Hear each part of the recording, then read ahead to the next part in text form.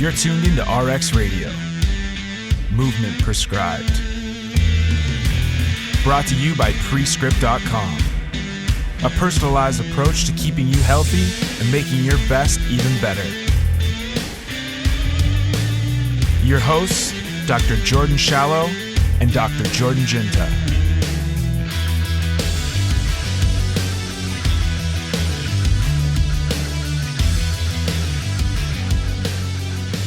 What's going on, guys? Welcome back to RX Radio, first one of 2021. Hope you guys had a good holiday season. Hope you were able to get a bit of rest, eat a bit of food, all that good stuff, and kind of back on your shit early here in the new year. And that was kind of what a lot of this episode was about, is like how to get on and maintain being on your shit, getting to work and getting work done, being productive, not just being busy. JIUNTA and I have been able to take what minimal bandwidth we have as human beings and been able to stretch it out decently far, a lot further than our high school guidance counselors thought that we would. So we kind of wanted to share some of the stuff that we do on a day-to-day, get 2021 started on the right foot, or at the very least, make sure it doesn't start on the wrong foot. A lot of your habits are just avoiding shit and common pitfalls that people usually get into. Turn off your fucking notifications, set timers, set alarms, be punctual, being a fucking adult.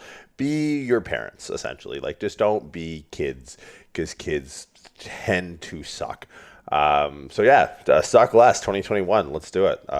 If you guys interested in any of the stuff we got going on, Prescript.com. Barbell course starts mañana, which I think is Spanish for tomorrow. It will be for today's intents and purposes. So barbell course starts this week. Level 1 is mid-stride. Registration for the Prescript Level 1 course coming up in March is soon to go live in the next couple of weeks-ish, maybe inside a month. We'll see. It's going to have some big changes come to that course, so do stay tuned for that if you're interested. Prescript weightlifting is in full bore and full effect. That's a semester that's starting whenever you are ready and completes whenever you are also when you're ready. So it's a course that doesn't follow a weekly schedule. It's a kind of do it your own pace course that's entirely tutorial shot by the man himself, Dr. Jordan JIUNTA. And that skill acquisition, that's the big one coming up. So if you guys still want to hop on, Killian Hamilton's skill acquisition course goes live January 18th. The registration will close probably a day or two before that. All of that is, of course, up at the Prescript website. So without any further ado, episode 7,842. I don't know. It's probably something like 190, maybe. Wait, we're closing in on 200. But yes, suck less in 2021. Just try it. I think the social media unfollowed. Yeah, social media non-negotiables. Like when you see a certain behavior or quote, or like what's really been driving me nuts lately is the make an assumption about me. Like the people are like the question box has really taken on a new shape, and every week it's like, ask me for a picture of this, make an assumption about me. It's like, dude, the internet, the problem with the internet is people make too many assumptions. Yeah. Right? Like the anonymous assumptions, like this will be the way the internet operates until someone invents an app that allows you to strangle another human being through the internet. I was just like, and I was thinking about it, like because I found, so there's two things, right? Like I find the unfollow button to be a very liberating thing, because it's the closest experience I think I'll ever get to murdering someone and getting away with it. Because like if you don't see this person in everyday life, like they don't exist anymore, right? Like they're just done. But I also have a rule that I will not do anything on social media that I won't do in real life, because I've seen where this track leads. Like I've seen what this dissonance manifests. Like, and it's primarily like what I'm saying, Matt, I'm primarily talking about blocking people.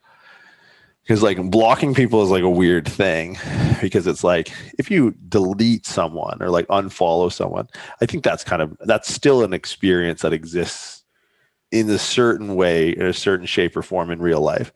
Right? Like we all have friends that we don't really talk to anymore from the past for whatever reason.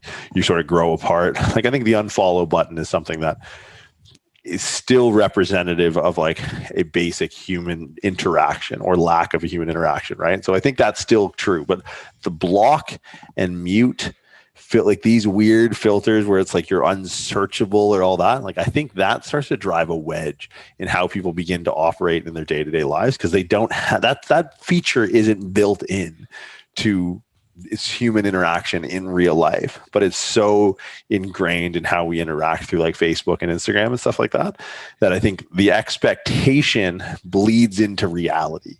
And now people, when they come across things that they can block online that they see in real life, they don't have the cognitive process to handle it, because they're too weak of mind to even handle it over the internet. And then it absolutely cripples them when they see it in real life. But like for me, like I have a growing list of like non-negotiables that if I see this person is removed from my real life and my Instagram life, which means I will unfollow that person and break contact. One is overuse of the term level up, and any song that is tied to a video with that, then just that girl saying level up 10,000 times, gone. You're off the team. You're cut. Go pack up your shit. You're gone. So that's one of the non-negotiables. But like I think, like I remember back in the day, the amount of times I've been rejected in real life is just like it is funny. It's laughable, but it's like getting rejected on the internet is a joke. Like I don't care. Like you don't exist, because I can do it in real life and it not be an issue. But it's like people are too afraid to be like rejected in real life or wrong, like being wrong about shit. Like we have a lot of coaches that that post up content around like fitness stuff, and some people will message me like, oh, is this kind of like accurate? Like, who gives a fuck? Because I tell you what, man, like if you can't shoot your shot on the internet, where it's like a game of whose line is it anyways, where it's like nobody wins and the points don't matter, it's like then you're never going to be able to shoot your shot in real life. Like how do you make a decision in real life? So yeah, I don't know. It's weird. I noticed, like I track metrics and stuff. Christmas Day, the number of people that watch my stories on Christmas Day almost tripled. Interesting. I thought so, and I was like, man, this is a weird world where it's like everyone tries to go radio. Everyone has the illusion that they're going radio silent on social media because of family, but everyone seems to be doubling down on social media because their life exists more in the fake reality they built for themselves on the internet. Yeah, that's so interesting, because the way I think of it is like I have two circles almost. There's like my niche circle, which is like, you know, people that lift weights and fitness and business and stuff like that, which is a large part of my life. So it's not saying that that's less than any other circle. And then and that's like my social media existence, right? It's like my mom follows me on social media and she likes all my posts, and my mom sent me the 100 emoji the other day. It blew my fucking mind. I'm like, Mom, I don't know what this means. How do you know what this means?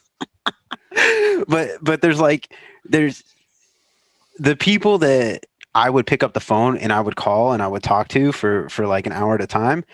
None of them we don't really interact on social media.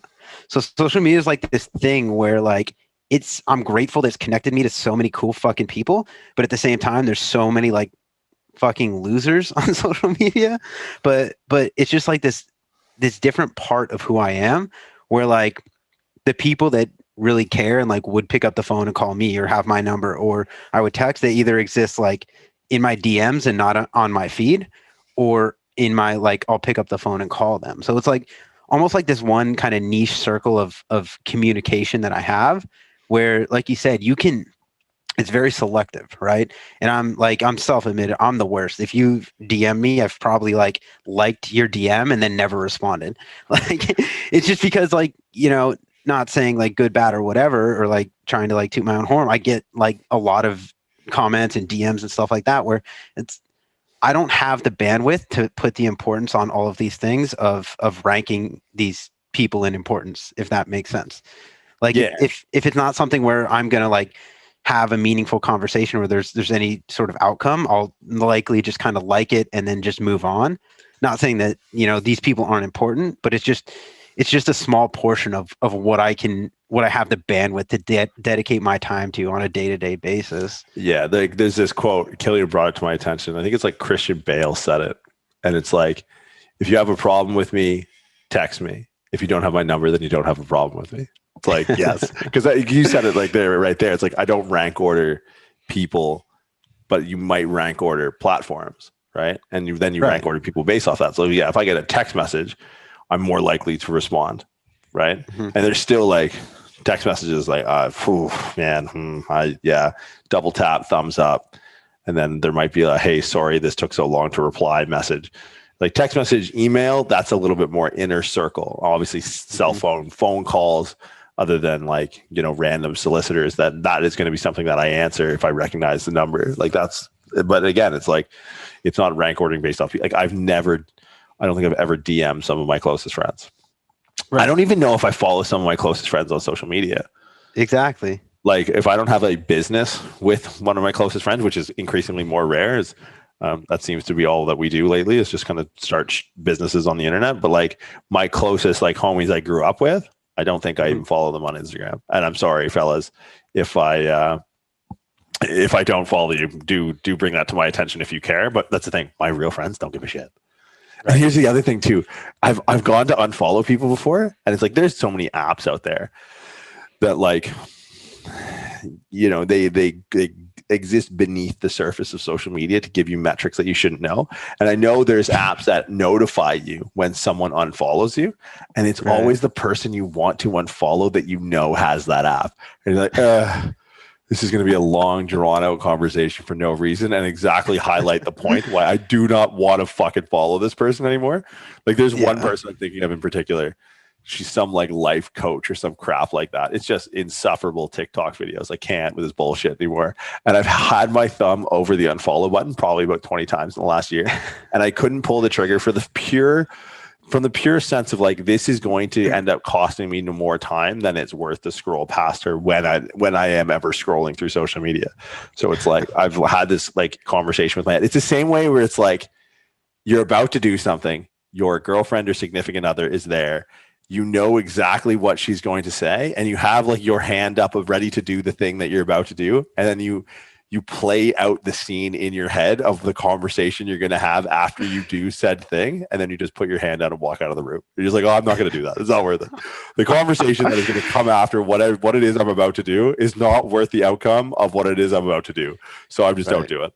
That's me. Like literally have my thumb over the unfollow button and go, do I unfollow this person? No, because they're going to message me and it's going to be some drawn out thing.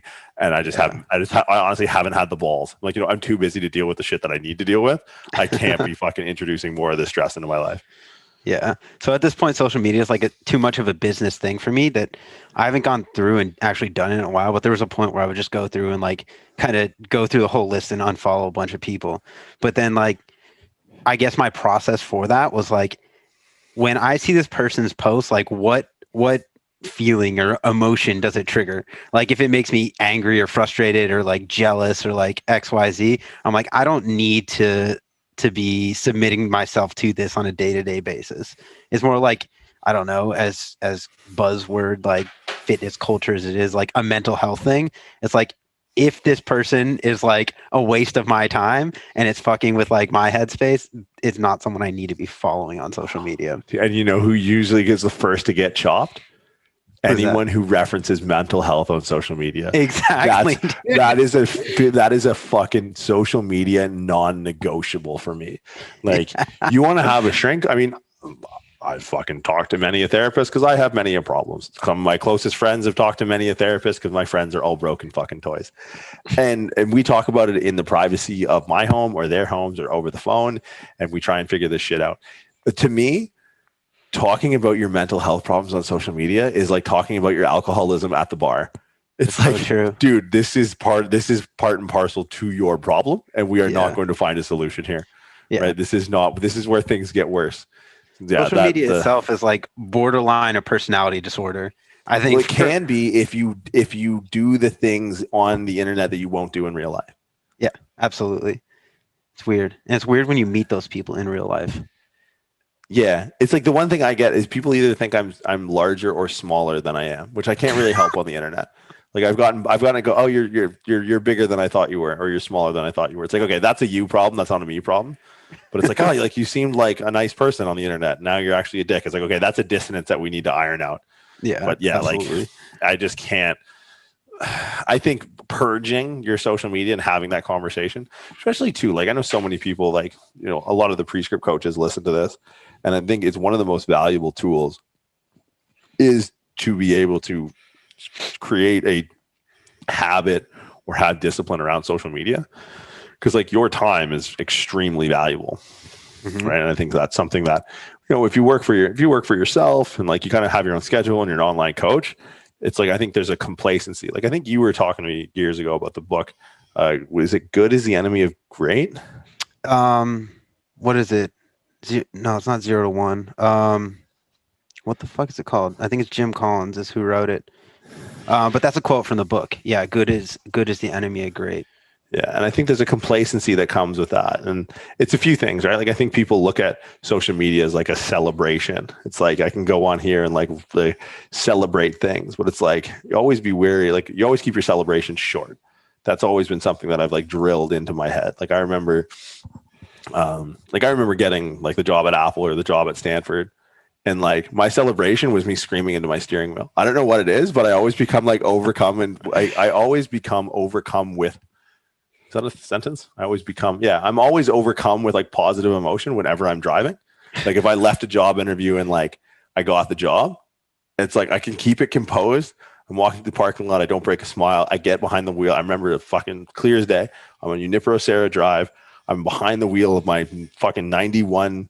What was my 4Runner? It's my Explorer. And it was like kind of sunk in. It's like, holy fuck, like I just got this job. And then I just screamed into the steering wheel and I thought I was going to rip the fucking thing right off the car. And that was it. I was like, all right, that was my celebration. I'm not like, do you remember graduating school? We've talked about this a few times. Like we graduated chiropractic college. First off, settled out. Like no one gives a baker's fuck that you fucking graduated chiropractic college. And some kids, some of my closest friends from school, were like, oh, what are you going to do? Like, oh, I'm going to go to Thailand. For what? Open 7 clinics? If the answer isn't open 7 clinics, then get your ass to fucking work. Yeah. I mean, I feel like social media is like this. You know, if you think about like what a celebration is, or like the chemistry behind like the dopamine and serotonergic pathways, like if you're getting these little dumps, it's like you're going in for these little celebrations, these little like high fives and all this. It's like, what are you celebrating? What have you done? Like a thing that I've done recently that I found super like beneficial, and it was been so eye-opening to me. Like everyone loves tracking metrics now, right? Like step counting and calorie counting. You know what the only metric I track from week to week that I try and beat? What's that? Screen time. And Apple gives it to you. My phone spits it out. So it's like what I've done, and like try it. If you it to me has been like, and I'm not like a huge, you know, I've read Atomic Habits. I was like, all right, don't be an asshole. Got it. Thanks for the 400 words on how to not be an asshole. But what I started to do is like when I work in the morning, I set a timer. So when I first wake up, I don't check my phone. I set a timer and I say, you know, like, hey, Siri, set a timer for whatever, 30 minutes, 40 minutes. And then I don't check my phone until after that timer. So I wake up, I like get my coffee, or I walk to get a coffee or something, clean up my place, maybe make some breakfast, do some dishes. Alarm goes off. It's like, oh, okay. Then I say, hey, Siri, set a timer for 5 minutes. And then now I have 5 minutes on the internet. So I go on Instagram. It's like, all right, but I have it. It's when I have it rank ordered in my brain, kind of like we talked about earlier, where I don't prioritize people. I prioritize platforms. So the first thing I do is check my text messages. Have I gotten any text messages between last night and now that I need to respond to? Right. Then it's like, okay, mom text me, text her back. Sister text me, text her back. Right. And then it's like, JIUNTA text me, whatever. And then next is like going into like the work chat, like going into our like pre-script team. Like, all right, is there anything pre-script related that I need to address? And then that might be like end of 5 minutes. Like, okay. And then I go, hey, Siri, set a timer for 45 minutes. And now I went 30. Now I'm going 45. And then I like finish my breakfast, grab my stuff, maybe walk to the coffee shop if it was open, or I just sit around in my office and start to work. And then alarm goes off again. And then it's like, all right, I'm kind of done with my text messages. I would go into email. So then it's, hey, Siri, set a timer for 5 minutes. And I'm in my inbox for 5 minutes. You know, delete a bunch of random shit. Try and unsubscribe from as many random emails that I get so I don't have to keep deleting them. Then it's like go into personal emails, anything that needs, you know, right away, anything I need to send out. Then it's like, okay, go into pre-script and all that. Oh, 5 minutes is up. Hey, Siri, set a timer for an hour. then back to work for an hour. And then it's like, all right, I'm going to go and write the level 1 manual for an hour, and I have it blocked off in my schedule. It's like, okay, on this time, I'm writing the manual. This is what I need to write for it. And then the hour is up, back on social media, finish my emails. I'm on to Instagram, answer some DMs, put up a post. And the next thing you know, it's like the 5-minute window I had for social media, which would make my 15th minute of social media on the day, is now I can't even get to the end of it. So, okay, I've answered my DMs. I posted some stuff. I've responded to a few things. I have 2.5 minutes left. All right, I'm going to go back to work. And then I go, hey, Siri, set a timer for an hour and a half. Then it's an hour and a half of work. And I just sit there and it's just like the timer runs in the background. I put on some music. I go write the manual stuff, go to my to-do list. Maybe I finish that, go onto the barbell slides or whatever the fuck we're doing. And then it's an hour and a half comes up. And then I look at my phone. I've had no responses, no replies. Go in my Instagram, nothing left. Next thing you know, I'm on there for a minute. I go, there's nothing else for me to do here. Hey, Siri, set a timer for 2 hours. Oh, no, not. And now you listen? Really? So fuck, it's talking to me all over the house. And then 2 hours goes by, and then I fucking pack up my work for the day. I check my phone for 5 minutes, grab a meal, go for a walk, take a nap, go fucking train, come back and do the same thing in the afternoon. And it's like I'm averaging now under 45 minutes a day. Yeah. On my phone. And that's the only metric I care about. Yeah, that's fucking fantastic. And the thing I like about that, which I mean resonates with me, this is exactly how my brain works, is just scheduling time to do tasks, right? I mean, it's not necessarily revolving around the phone, because I do a lot of work on my phone, whether it's productive or not. I feel like my days are so stacked that I don't waste too much time on my phone, hence my feed being so boring. But the idea of scheduling time to be productive, this is when I'm going to do this, and then actually doing that task when you have the time set aside to do so. That's exactly how my brain works. And if I don't do that, I could have like an entire day of free time, but if I don't schedule out my time accordingly, I'm probably not going to get shit done. So yeah, I think I'm blocking tasks. It's like, because this is kind of like an interpretation of like how I organize my schedule on like a macro view, where it's like I have a Google Calendar and it's all set out throughout the week. And it's like, I hate, and we're going to talk about this because the podcast is actually something I come up as far as I'm trying to streamline my schedule. I hate wasting time switching tasks. So we're going to start block recording numerous podcasts at a time. And we're just going to hang out for hours on end, because we come here and we're like, all right, we've been doing this for 200 episodes or however many we've been doing. We don't even know how to hook up the mics. But now that we got the mics hooked up, why don't we just keep the mics hooked up and record fucking 3-4 podcasts at once? Right. So I think so many people waste time switching tasks. Mm-hmm. So that's why it's like my schedule is this is how I got to this like timer thing, which might seem a little like, on the spectrum, but fuck, if you've listened to 200 episodes, we're all very familiar of where I exist on that spectrum. But it's like, it started with me like, hey, Monday morning, 8 to 10, edit level 1 manual. Monday morning, 10 to 11, edit barbell slides. So rather than like having seven tabs open on my computer and writing like a paragraph of the manual and then fixing one slide and feeling busy but not productive, now it's like I don't have to waste time switching tasks. I open the one page that I need for the manual. I put it up, full screen mode, everything off. My phone's on silent, and it's going to notify me when I can check it, and then I just go. And then 2 hours is up, and I go, okay, on to the barbell slides. Then I do the barbell slides, or onto some marketing crap or whatever. But it's like too many people they just work, right? Like whatever that is for them, they just are busy doing like a little bit here and a little bit there and a little bit here. Nothing ever gets pushed past the line. Like one of my biggest pet peeves, and I feel like I'm not a resolution guy. I feel like every day I'm like bargaining with myself to like, I make a resolution every day. Like whether it's like little shit, like drink water when you train, right? Like, don't eat like an asshole before bed. Like just every day it's something that tries to get layered on and layered on. But it's like one of the biggest things for me is like execution.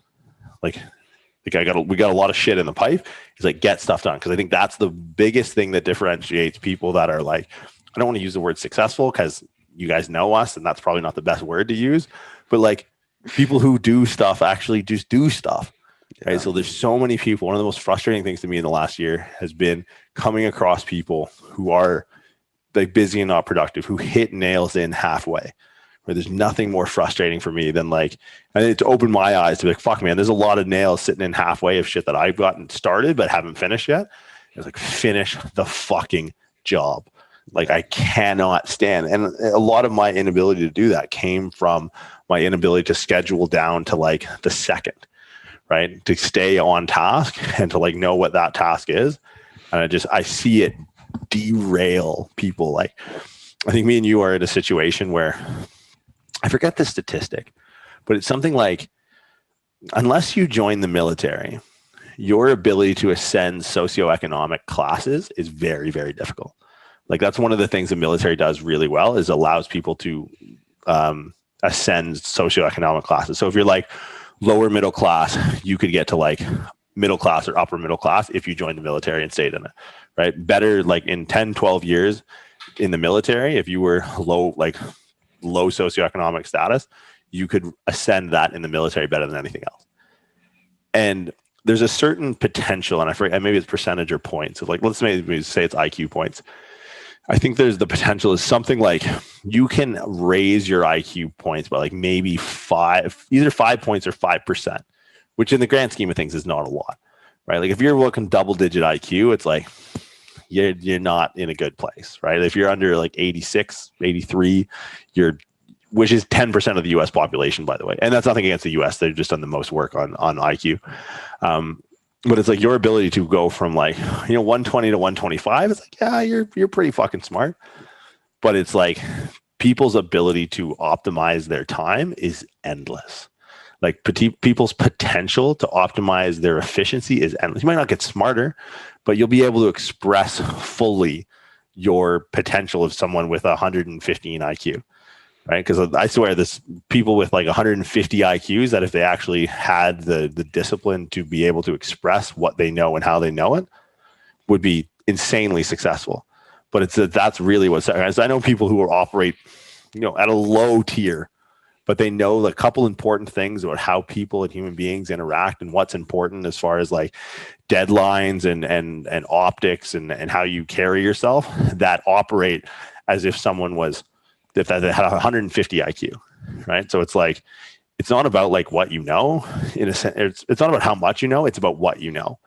And I think the first thing, no matter how smart or stupid you are, to be able to express what you know it comes with a schedule. Because I know so many smart people that aren't successful because they can't fucking put it together. They can't put all the pieces together. Yeah, I totally agree with that. And I think it comes back to two kind of things. One is a lot of people just get, paralysis by analysis, right? They'll start to think about like every little thing and every little problem and anything that could come up. And those things that could potentially bring that project or whatever it is they're trying to accomplish to a halt just prevents them from doing it altogether. Like, fuck it. All this shit could go wrong. I'm not even going to do it. Or I don't know how to do this, and this, so I'm not even going to try. So I think that's a lot of people. And like you said, a lot of smart people, probably smarter people than us, that just don't know how to carry out or just don't have the initiative to do these sorts of things. And then another thing that kind of came to mind relating it back to social media when you're talking is I think a lot of people are much better at criticizing something that's been put together. It's a lot easier to criticize an idea or something that someone else puts out there than it is to create that idea on your own. Right. So I've kind of found myself in that on both sides of that position is looking at these things that I come across on, Instagram or YouTube or whatever it is, and just like picking it apart, be like, this is fucking garbage. Like, what the hell is this person even talking about? And then it kind of takes you down that rabbit hole of like thoughts or emotions or whatever the fuck it is. And you're just kind of analyzing this thing. And then my last thought is always, I could do it better, but I didn't. Right. Or this person, there's probably plenty of people that could do it better, but if you don't, then it doesn't fucking matter. Right. Yeah. One of my favorite quotes is, it reminds me of a few things, right? Like there's this like short quote that it's better to be well done than well said. Right. Like a job well done is better than a job well said. But also, have you ever heard what is, I want to say it's Theodore Roosevelt's speech about the man in the arena? I don't think so. Oh, guys, I mean, if you were to do one thing today, and for anyone listening who wants, like, and I'm not a huge, discipline, like I'm more of like a discipline over motivation, but I maintain that discipline is a balance of things you love to do. And if you just love the direct or indirect outcome of something enough, you'll just fucking do it. So there's plenty of shit I do on a day-to-day basis that I don't like doing, and I don't consider it discipline. And like the Jocko Willink, like, and then I was in a foxhole, and then I was like, whoa, easy, fucking PTSD guy over there. Like, fucking, I'm trying to listen to a podcast and eat my fucking Wheaties. Like, take it down a notch. I look at it more for like, I love the freedom that doing what we do affords me. So if I need to wake up and send these emails or get on these podcasts or whatever, not this podcast, I like this podcast, but some of them are a fucking nightmare. Jesus. I do it because it's like, and I don't look at it as like some sort of hardcore discipline thing or anything like that. But I totally lost my train of thought as far as where I was going with that. What the fuck were we even talking about? I thought of Jocko. I just got scared. I think it comes down to being able to recognize and hold out for delayed gratification, right? That's kind of what you're highlighting there, is that it's not about this thing that I'm doing right now that sucks. It's because of the larger idea or the greater plan that I'm able to do all of these things because of the accumulation of all these like little shitty things on the day to day that I have to do. So I think that's the biggest thing is kind of people being able to hold out for that delayed gratification. And like how Prescript was what, when we start 2016? Yeah, dude, crazy. That video I sent you the other day, I like right on Christmas or the day before or something. Shit. This video popped up, literally like MTV Crib style video of you and I in that meth RV that we have so vividly discussed so many times on this podcast. Oh, that's my favorite. In Southern California. And I sent it to you. And what did you send back, dude? Do you remember? I don't remember, man. Just like, we were so broke. Oh, yeah. Yeah, dude.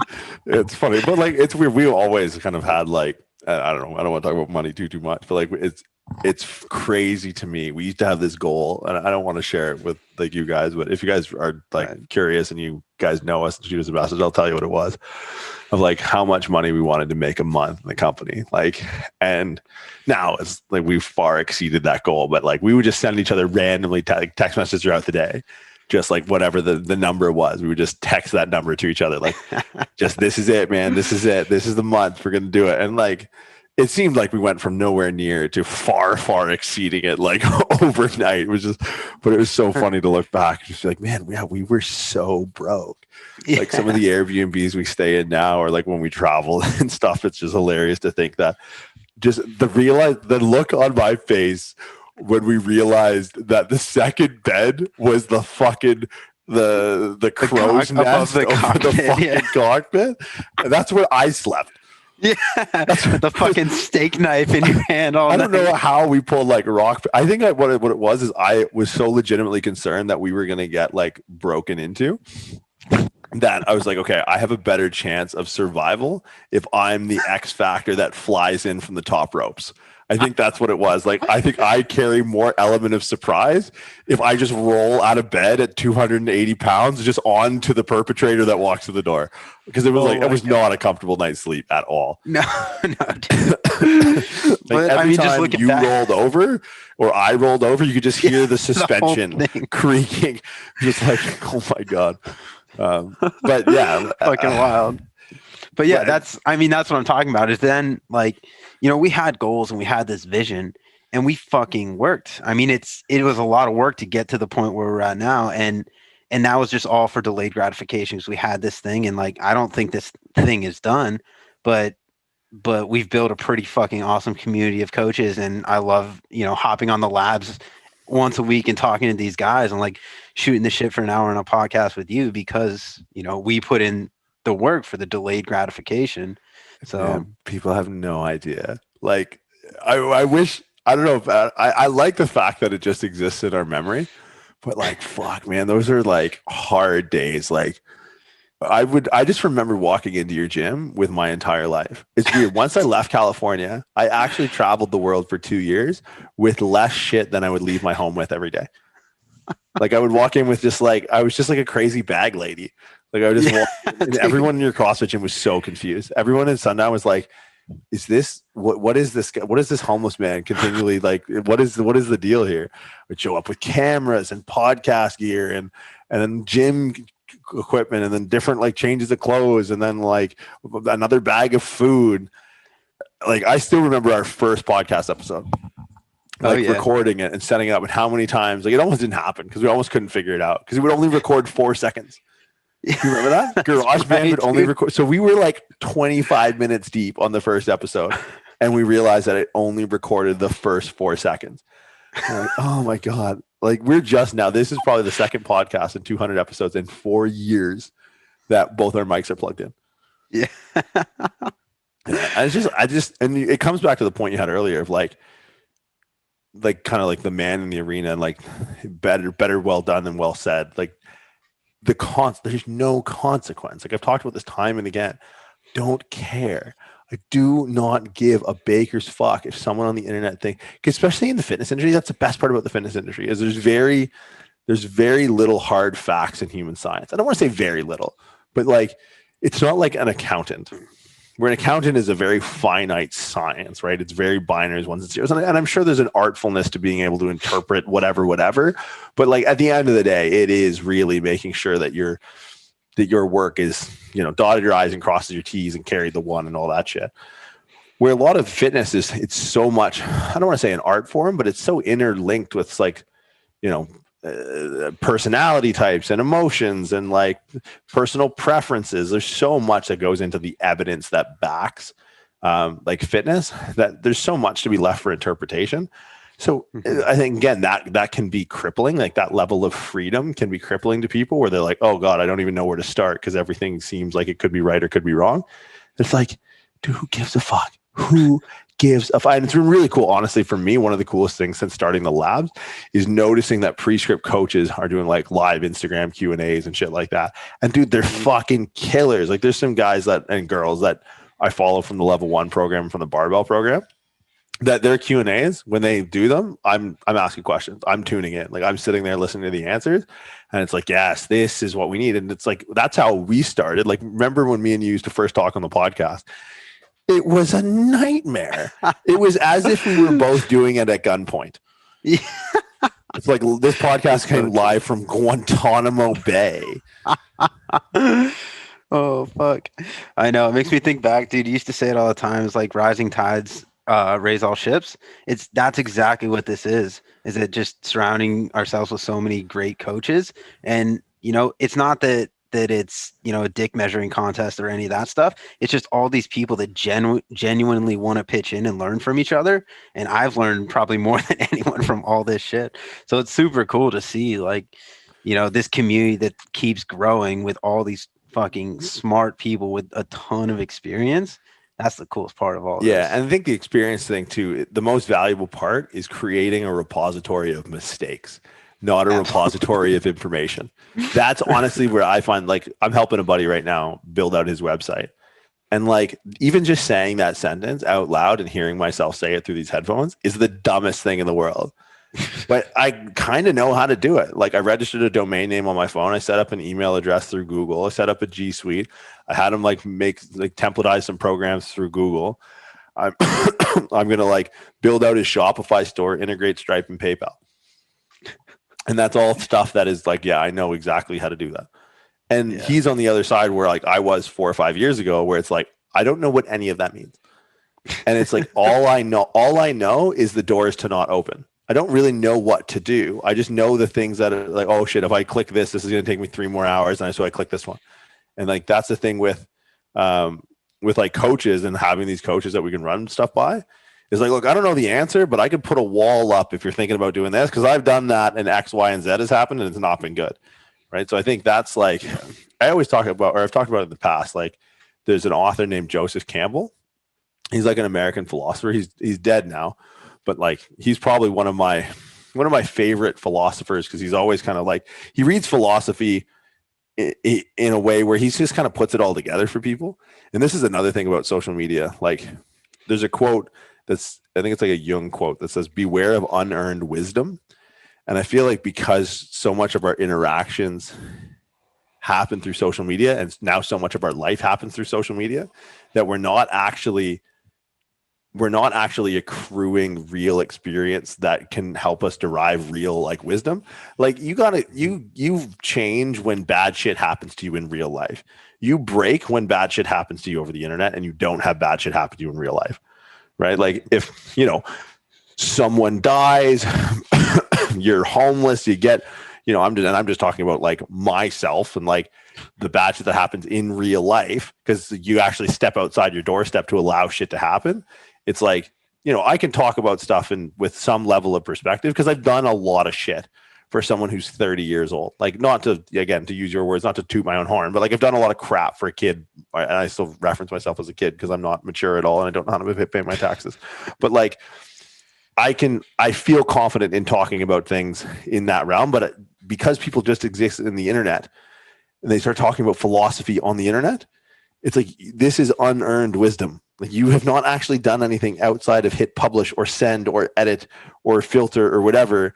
So this does not license you the right to talk about it. And it just creates this like echo chamber of people that are just like, all they talk about is like, if I see another Seneca Daily Stoic quote, I'm going to lose my goddamn mind, right? He was like an emperor of Rome, right? Or Marcus Aurelius. He was like the most powerful man in the world. The guy earned it. It's like, you work at a commercial gym, get your fucking ass up. I remember being an undergrad and working at this gym at 5 a.m. I would open. It was called South Fletcher's Sportsplex in Brampton, Ontario. And I remember having to wake up at 4 o'clock every single fucking day. And I wouldn't get to bed till midnight. So I ran on 4 hours of sleep through undergrad because it's like, I had to fucking work. And it's like, never posted about it on Instagram. Or I would wake up, I would listen to Wiz Khalifa. I would walk through fucking 5 kilometers in 4 feet of snow, uphill both ways. And that was just undergrad. And that was just what you did. And you didn't say a fucking word to anyone. And your mom said, how was your day? And you said, great. I went to work and then I went to class. It wasn't hyperbolic. It wasn't like, oh, woe is me. I didn't do a story about it. And it's just because that's what you got to do. That's life. Right? Like, I hate this idea. Oh man, I'm just so frustrated with people. Like, I want to find balance. It's like, no, if there's some good shit that's going to happen, or like if good stuff happens and bad stuff also happens, everyone's like, I just need to find balance. It's like, no, you just want all the good shit. You just want all the good things and you want none of the bad things. It's like, well, guess what? That's not how life works. So you got to fucking, I'm so frustrated just with like how detached people are from reality. Like, and how social media has facilitated and expedited that detachment. Like, you talk to people, especially now and this is something too that like with masks, we may have talked about this in the past, that they did a study years ago. I may have learned this when I was in high school, that over the past 50 years, people have got way worse at reading someone's emotion from their eyes alone. Now that's all we have to interpret. Right. So it's like the social media being our preferred method or only our forced method of communication, and our inability to actually interpret people and our now limited interactions with them. The world's going to hell in a handbasket, man. I can't deal with people's willingness to push the dissension forward as fast as possible. It's like, you're part of the problem. Man, unfollow. Right. Dude, it's liberating. It's liberating, but only unfollow someone if you could kill them with your bare hands. That's my rule. Ooh, if I could look you in the eye and watch life leave those eyes, then you're unfollowed. If not, I'm just gonna have to deal with it. Because guess what? If I run into you in real life, I can't. Or if I run into you in real life, I will.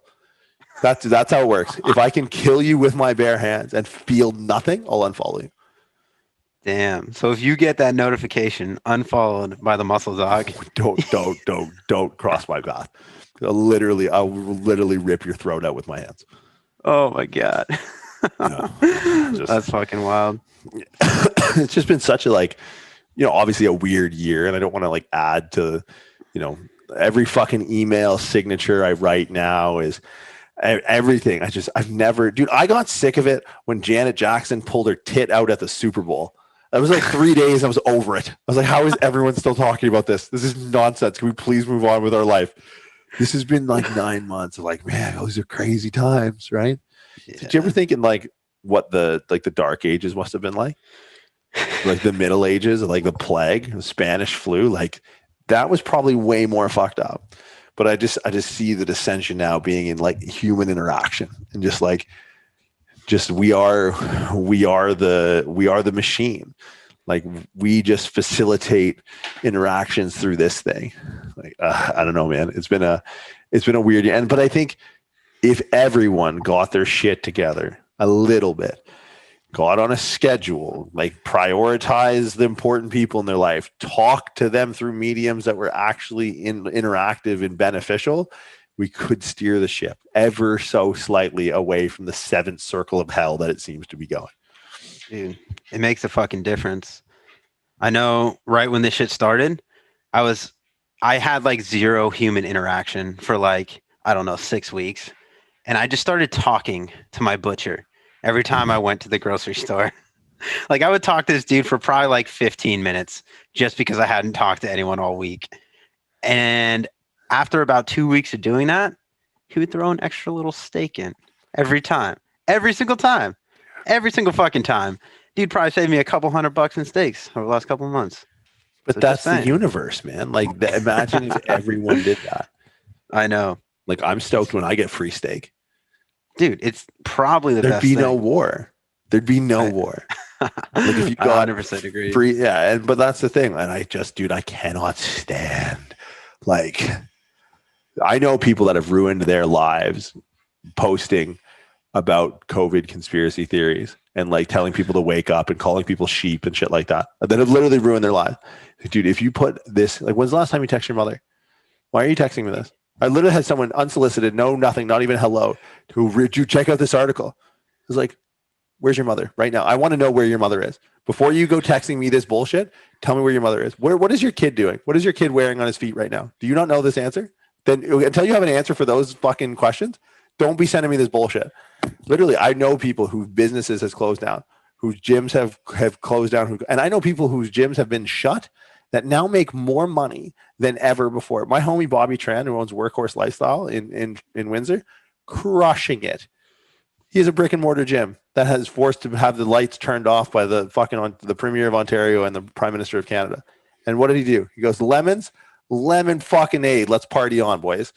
And it's like, great, good, do that. Because he doesn't spend time going like, well, the tyranny and the government. And they're like, it's just, he goes, oh, all right, cool. This is the game. These are the rules of the game. Watch me win. Right. And you know what he does? He texts his fucking mother. He's got a schedule. He wakes up at a reasonable time. He gets his shit done. He doesn't spend all day on the fucking internet. Like, it's not hard here. Guess what? He probably talks to his butcher for 15 minutes and gets a free cut at the end of the day. That's it, man. Like, it's not wrong. You know why I know it's not rocket science? Because me and you figured it out. If there is ever a canary down the fucking gold mine that there's a hope for humanity, is me and you somehow still aren't dead. There it is, man. Blows my mind. It's so true. It's so fucking true, though, that, you know, businesses were forced to pivot, and you can either like give up, throw in the towel, or it's just kind of an expression of who you are, your mentality, or your drive is, are you willing to adapt and conquer, or are you just going to say, oh, poor me, you know? And things are not going to go back to the way they were. If anyone thinks that, this is like, you know, if there's something that could shut down so many things for so long, people adapt after that amount of time. Like, the things that worked before aren't going to work in the future. So it's, you know, the people that are stuck in that victim mentality, especially from all this stuff, then they're going to have a hard fucking time moving forward because things have changed. And that, to me, it's like, you know, how you do one thing is how you do everything. It's like, it's the same people that make excuse of why they miss lifts that are blaming the government for why their gym is closed and why they're not making money. Right? It's like, oh yeah, I remember your 3x5 at 85% that turned into a 2x2 because you didn't sleep good and your girl was up your tree about some shit. Like your burrito had guac on it and you were trying to have more carbs and your insulin wasn't, or whatever. It's like, this is the same guy who writes a story post about the government and like petitioning and calling everyone sheep. It's like, yeah, I know who you are. I know. And that's what I love about training.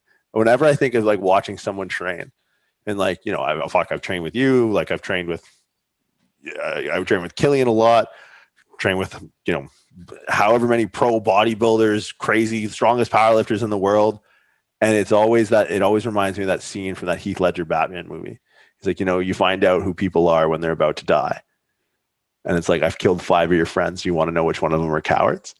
And I think of that. It's how fucked up I am when I'm training. I've literally trained with people and like thought about that scene, like they bitch out at the end of a set or something, or they miss a rep, and I've literally thought to myself, like, fucking coward. And like and I know I'll go eat lunch with this person after, but I know who they are. Like, I know what they're going to do when the shit hits the fan, right? Like some guys dig their heels in and fucking get through it. And that's the guy you want second in when you kick the door down. And some guys just fucking bitch out and fail the rep. I don't know. It's just, this is the punch in the face that people weren't ready for, but it's the punch in the face they should have received at some point in their life, but hadn't.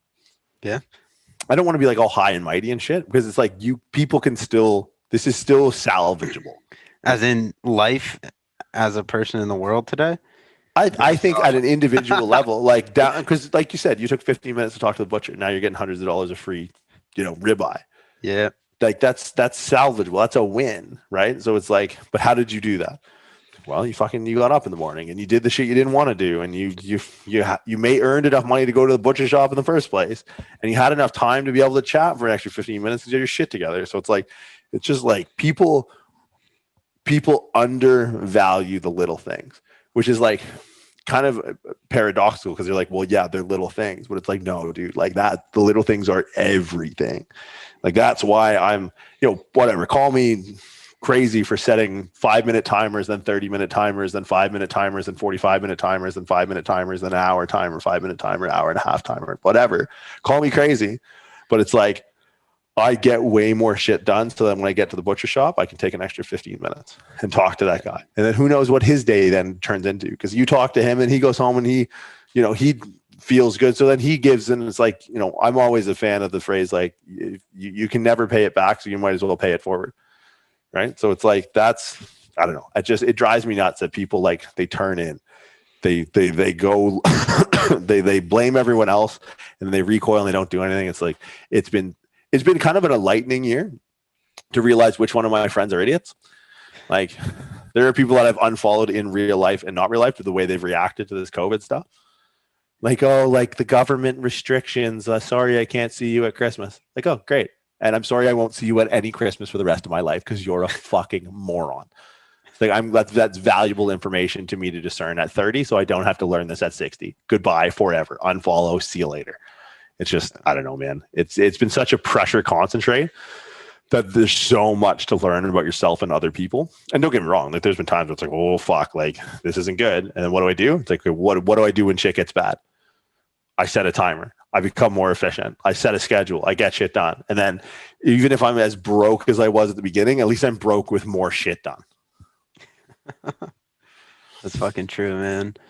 Yeah, it's all kind of the summation of the day to day, the minute to minute. Those 5-minute timers, they stack up over the day, over the week, over the year. And it's not that any of these things are small or meaningless or minute. It's just that all these things add up, right? So it's not that any of this is the big picture. It's all of this is the big picture.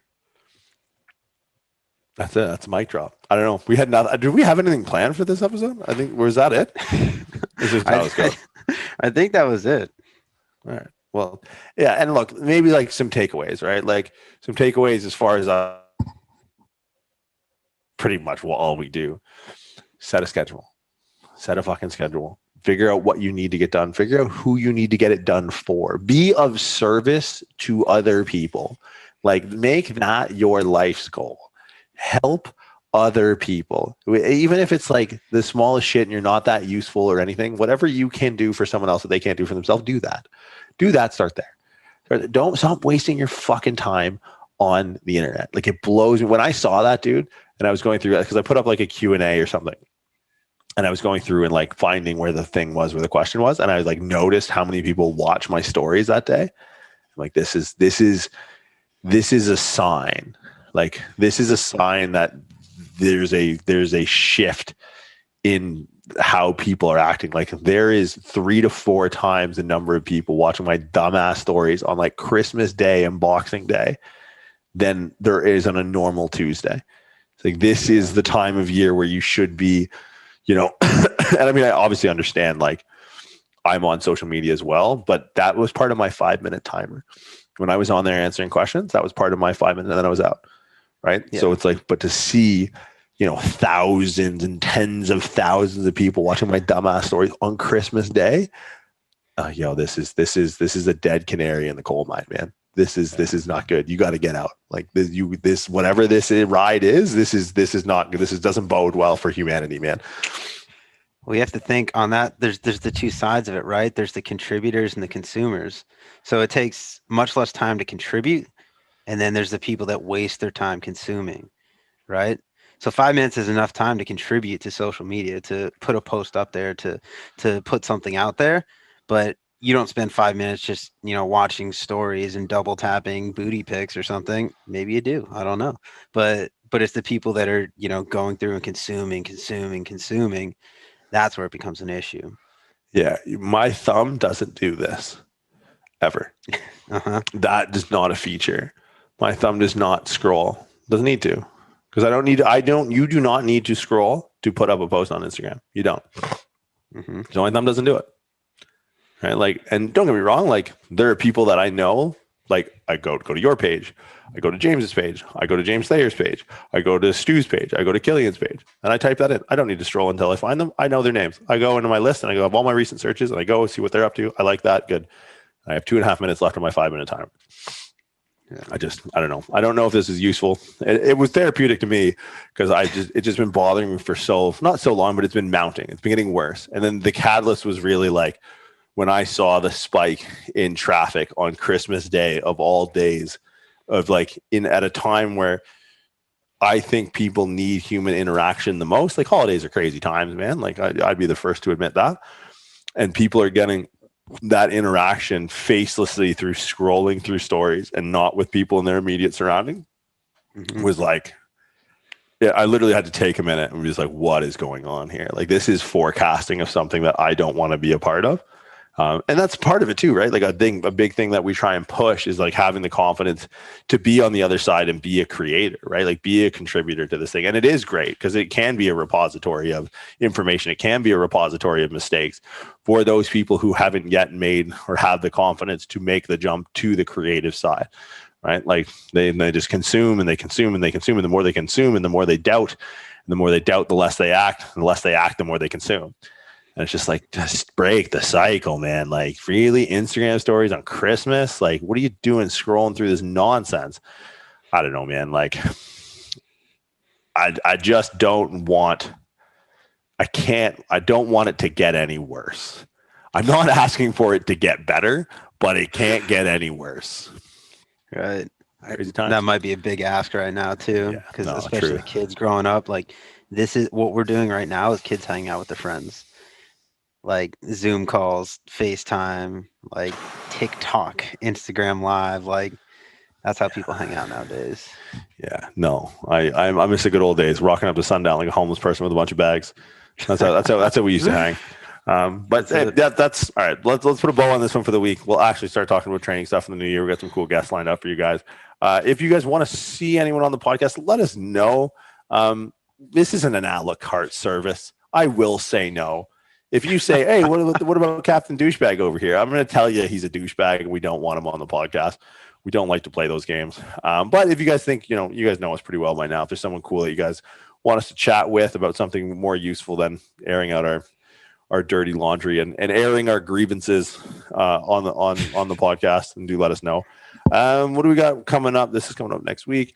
Skill acquisition barbell course, weightlifting semesters all live right now. So if you guys have any questions about our courses, head over to the Instagram page at pre_script or website www.pre-script.com. You on Instagram at Red White WITE and Jordan, and myself at the _muscle_doc. So if you guys have any questions, do shoot over to Instagram, and we'll see you guys next week. All right, see you guys.